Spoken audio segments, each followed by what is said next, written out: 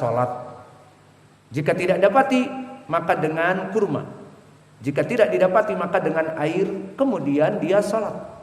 Maka inilah yang bisa kita berikan dari jawaban dari saudara kita, yang mana di soal di media sosial menanyakan seperti yang kita sebutkan tadi. Kemudian kita masuk kepada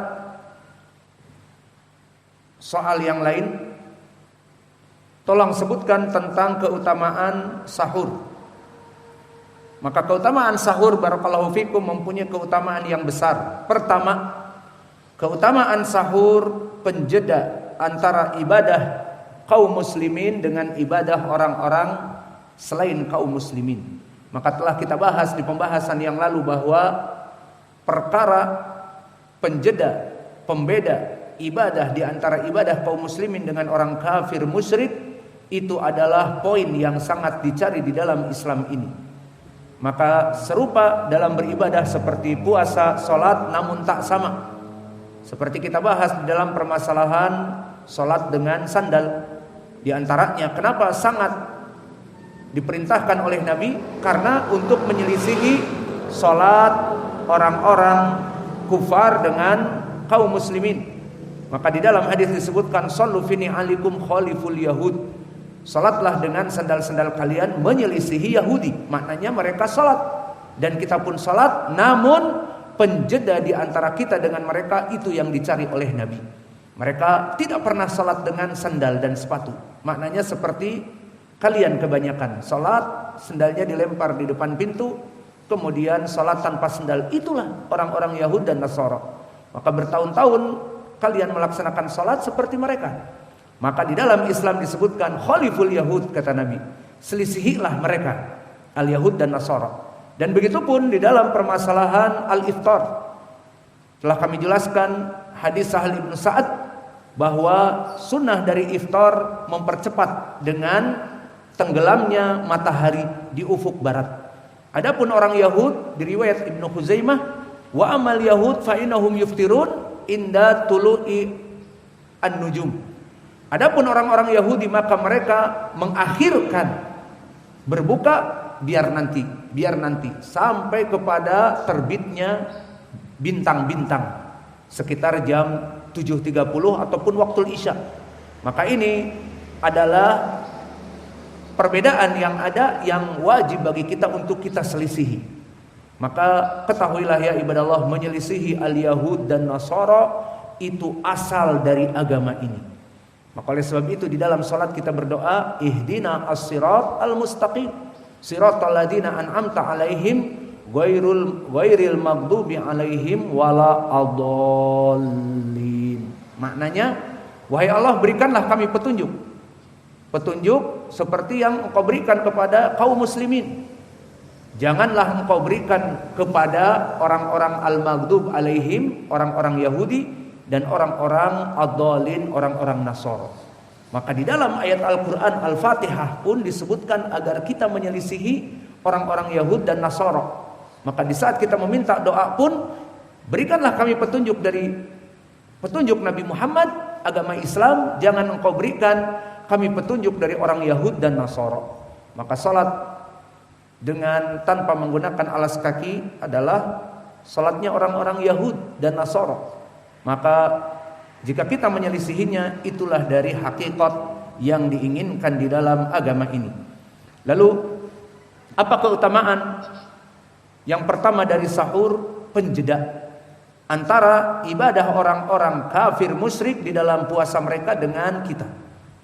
Maka di dalam hadis yang diriwayatkan oleh Amr ibn al-As, diriwayatkan oleh Imam Muslim, faslun ma baina siyamina wa siyami ahlil kitab aklatus sahur. Maknanya penjeda dari puasanya kaum muslimin dengan puasanya orang-orang musyrik kafir adalah dengan makan sahur. Dari sini menjadi pendalilan barakallahu fikum bahwa sahurnya kaum muslimin adalah penjeda dari ibadah puasanya orang-orang selain kita. Karena seperti di Al-Quran Diceritakan kutiba alaikumus syiyam kama kutiba alal ladzina min qablikum la'allakum tattaqun, bahwa puasa ibadah ini adalah ibadah untuk kaum muslimin dan untuk kaum yang sebelumnya. Sehingga cara membedakan kita dengan orang-orang musyrik yang sebelum kita dari Yahud dan Nasara dengan apa? Dengan memakan sahur. Sesuai dengan hadis Amr ibnul As, maka tasahharu fa inna fi sahuri barakah. Maka ikutilah sunnah Nabi, sahurlah kalian karena pada sahur itu barakah. Tidak nafsu makan, susah untuk makan sahur, tidak terbiasa, lakukan. Meskipun dengan tamar, meskipun dengan pizza, 5 pizza, meskipun dengan coto Makassar, itu tuh bukan meskipun. Meskipun tuh dengan kerupuk, dengan asin, nah itu meskipun. Meskipun dengan pizza 5 lagi, yang satu bungkusnya sekitar 450.000. Maka di sini bukan hanya sekedar itu. Kemudian keutamaan tadi yang pertama, yang kedua, husulil barakah fihi. Husul al barakah fihi, mendapatkan barakah sesuai dengan hadis Nabi yang muttafaqun alaih dari Anas. Berkata Rasulullah sallallahu alaihi wa ala alihi wasallam, tasahharu fa inna fi sahuri barakah. Maka sahurlah karena dengan makan sahur itu akan diberkahi. Ditafsirkan oleh para ulama seperti Imam An-Nawawi dan yang lainnya, banyak para ulama, bahwa yang diinginkan dengan barokah dari sahur kembali kepada 2 perkara. Dan juga Al-Hafidz Ibnu Hajar, dan juga dari segi akal kita bisa menjelaskan tentang makna barokah di sini. Makna barokah yang pertama, barokah duniawiyah. Tasahharu fa inna fi sahuri barokah. Maka sahurlah karena dengan sahur akan diberkahi. Apa? Dengan sahur ini kita bisa sehat badannya, kita bisa kuat untuk bekerja, untuk pergi ke kebun, untuk manen sawit, untuk ngederes karet kalau di sana, ngederes karet dan yang lainnya, atau untuk sholat berjamaah, atau untuk belajar. Seperti kami di sana setiap hari belajar. Nanti bisa antum lihat jika kita sampai ba'da zuhur belajar, ba'dal asr belajar, ba'dal fajar belajar.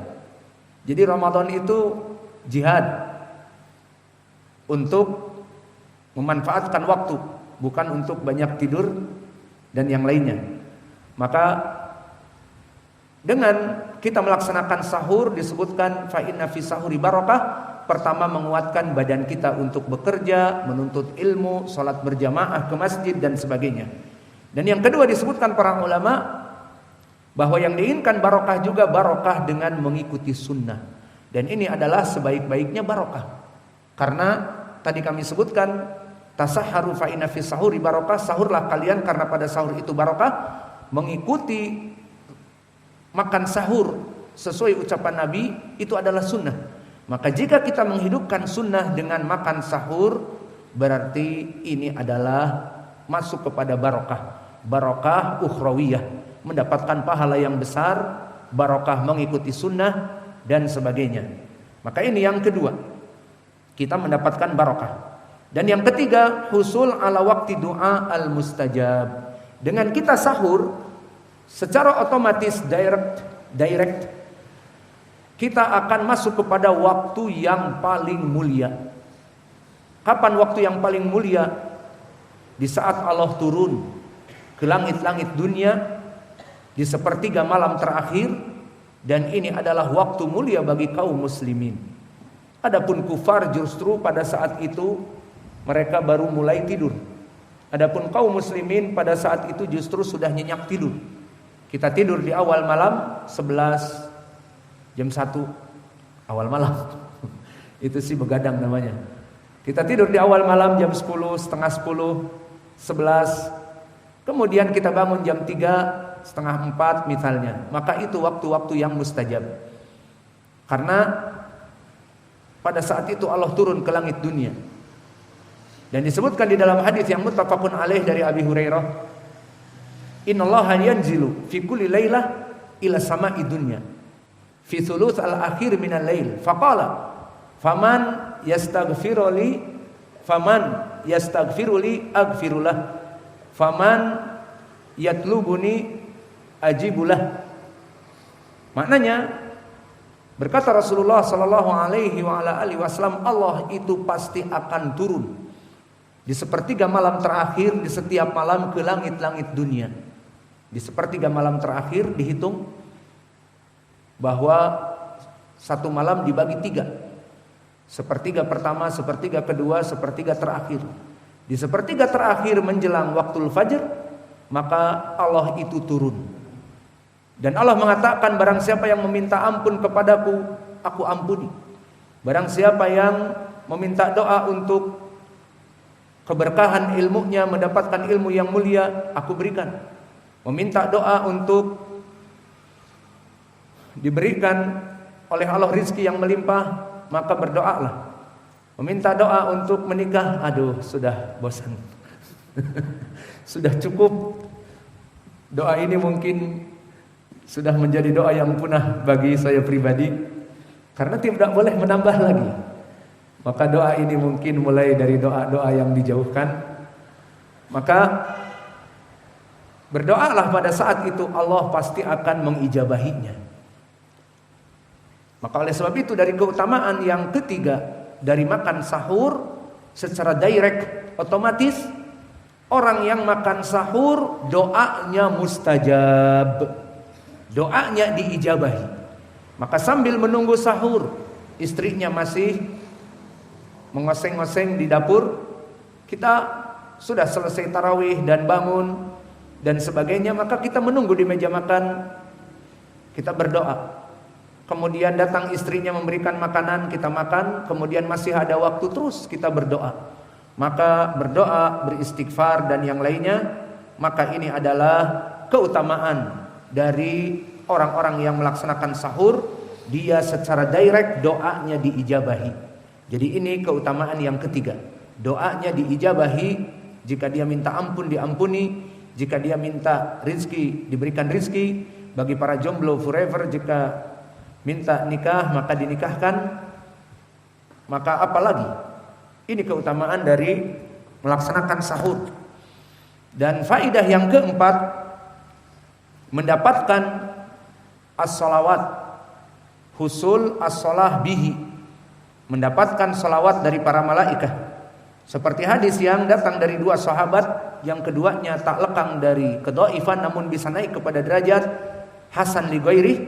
Dari Abi Sa'id Al-Khudri berkata Rasulullah sallallahu alaihi wasallam, as-sahur akluhu barakah, fala tad'uhu walau an yajra'a ahadukum jur'atan min ma'in, fa innallaha jalla wa ala wa malaikatahu yusholluna 'alal mutasahhirin. Maknanya makan sahur itu adalah makan yang diberkahi. Maka janganlah engkau meninggalkan sahur meskipun dengan air minum jika tidak mempunyai makanan apa-apa. Karena apa? Karena Allah dan malaikat-malaikatnya memberikan salawat bagi mereka orang-orang yang melaksanakan sahur. Maka di sini menjadi poin pendalilan as-salah bagi mereka orang-orang yang salawat bagi mereka orang-orang yang melaksanakan sahur. Maka di hadis yang kedua datang dari Ibnu Umar dengan lafaz yang sama, innallaha wa malaikatahu yusholluna 'alal mutasahhirin. Sesungguhnya Allah dan para malaikatnya mereka memberikan salah kepada orang-orang yang sahur. Maka salah di sini ditafsirkan oleh para ulama, jika salah datang dari Allah dan malaikatnya, maknanya adalah kebaikan. Maknanya adalah doa kebaikan. Maka diberikan kebaikan oleh Allah dan didoakan kebaikan oleh malaikat. Maka selesai dari soal yang ke-11. Kita masuk kepada soal yang ke-12. Apa makna tarawih dan qiyam Ramadan? Apakah keduanya berbeda? Ketahuilah ya ibadallah bahwa salat tarawih dan salat qiyam Ramadan, salat di bulan Ramadan, maka itu adalah disebutkan oleh para ulama kalimat yang satu. Maka seperti disebutkan oleh Imam An-Nawawi di Syarah Muslim, di saat dia menyebutkan bab di Sahih Muslim, bab targhib fi qiyami Ramadan wa huwa tarawih. Bab tentang targhib, keutamaan ataupun memberikan spirit, semangat kepada orang-orang untuk salat qiyamul Ramadan, dan dia adalah salat tarawih. Maka salat tarawih istilah lain untuk qiyamul Ramadan. Maka qiyamul Ramadan dengan salat tarawih sama. Dan begitupun yang diucapkan oleh ulama yang lainnya, seperti dinukilkan oleh Al-Hafidh di kitabnya Fathul Bari dari Al-Karmani. Ittafaqu ala anna al-murad bi qiyami Ramadan salatu tarawih. Maka sepakat bahwa yang diinginkan oleh para ulama dengan tarawih atau qiyamul Ramadan, maka dia adalah salat tarawih. Maka salat tarawih dengan qiyamul Ramadan sama, tidak ada bedanya. Kemudian juga disebutkan oleh Imam Al-Bukhari, di saat Imam Al-Bukhari meriwayatkan hadis man shoma Ramadan, man qama Ramadan imanan wa ihtisaba ghufira lahu ma taqaddama min dzambih. Barang siapa yang menghidupkan Ramadan dengan salat tarawih, maka diampuni dosa-dosanya. Maka di dalam hadis ini disebutkan oleh Imam Al-Bukhari di dalam babnya, Imam